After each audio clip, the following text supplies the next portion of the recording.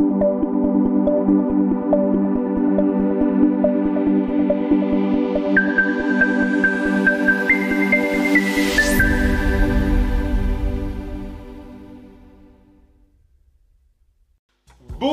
à tous les amis, j'espère que vous allez bien aujourd'hui. Donc une petite vidéo posée avec mon compatriote. Donc aujourd'hui les amis, c'est une vidéo qui concerne le Migeco. Donc ce Migeco, qu'est-ce qui va se passer suite à tout ce que vous avez vu, les péripéties, les bons moments, voilà.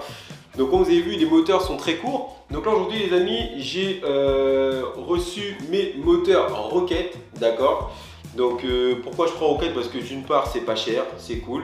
Donc j'ai contrôlé le matériel un peu avant de vous le montrer et je vous dirai pourquoi. Donc les amis, voilà, ces moteurs Rocket sont pas chers, c'est 136 € les deux moteurs en 4082. Donc moi je préfère Rocket par rapport au prix, par rapport à ce que j'en fais. Donc voilà. Donc les amis, dans cette boîte, vous recevez les joints, des refroidisseurs pour le moteur. Donc ça c'est très important. Donc emballé là-dedans. Hein. Juste ici, donc là les amis, vous avez le premier moteur Rocket qui est fourni comme ça. Hein. Donc voilà. Donc là vous avez, hop là. Donc là vous avez les gars le moteur qui coulisse dans le refroidisseur. Donc voilà, hein. Donc là vous avez le refroidisseur juste là et le moteur Rocket 4082 en 1600 kV. Alors les amis, donc d'une part, hein, voilà comment c'est fait. Donc moi, qu'est-ce que je vais faire? Je vais déjà également dessouder et changer les fiches moteurs, car ce ne sont pas les fiches que j'utilise moi personnellement.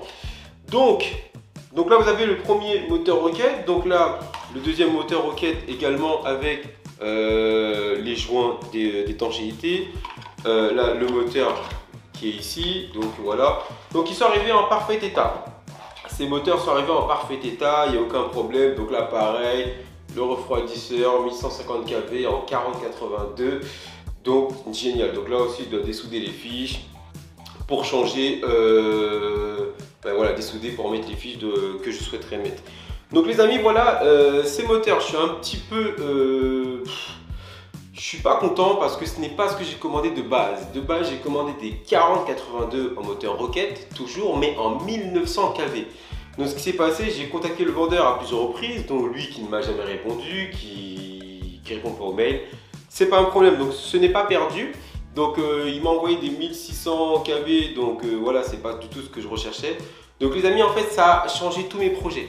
Car à la base, je devais mettre des 1900 kV 4082 avec des variateurs Seeking. Donc malheureusement, j'ai dû revoir mes projets parce qu'en 12S, ça va être un faible kV, donc je ne suis pas trop chaud. Donc c'est pour cela les amis, aujourd'hui, ce colis qui nous vient de Racing Powerboat, hein, donc qui est un vétéran depuis pas mal d'années dans le bateau. Donc j'ai commandé un ZTW G2 200 A 6S 8S les amis. C'est un monstre donc qui vient de chez Etienne, hein. Donc lui qui ne l'a jamais testé mais qui l'a vendu et les gars sont très contents. Donc voici ce variateur les amis. Donc pour vous montrer une comparaison vite fait, donc là je vais prendre le téléphone avec lequel que j'enregistre, regardez la taille du vario.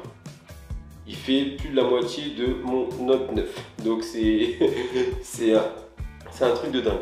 Donc les amis, ce variateur là, ça, voilà, j'ai plus le poids en tête et tout. Mais donc il prend du 6S, 8S, ZTW G2. À l'époque les gars, mon frère Loïc ont eu des soucis avec les ZT, on était un petit peu frustrés. Donc on avait arrêté, on est resté chez Seeking. Donc après il y a d'autres variateurs et tout. Mais voilà, en bateau, il faut savoir ce qu'on fait, il faut savoir où on va, où on met les pieds. Donc les amis, j'ai le deuxième qui va pas tarder à arriver, hein, donc voilà, parce qu'il y aura deux placards comme ça dans le Migeco et je vais tourner en 16S les gars. C'était pas du tout prévu au programme.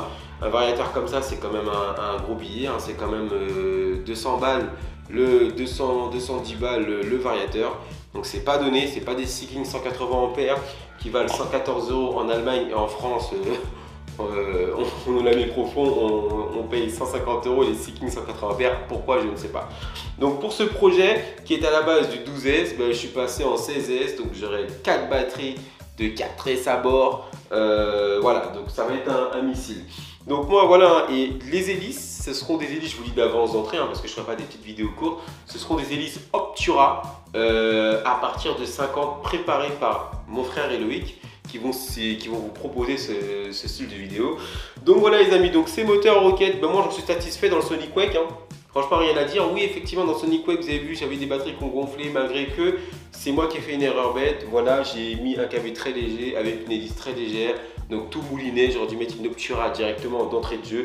Donc voilà les amis. Alors la plus grosse nouveauté pour moi, c'est que je n'ai jamais piloté un bateau en 16S. Donc vous avez déjà vu que nos bateaux ils marchent très fort. Celui de Loïc marche très fort. Celui-ci d'origine hybridée 120 km/h. Bien évidemment, quand on avait mis les hélices de Loïc là-dedans, ça parlait bien comme il faut, avec un timing au-dessus de 15.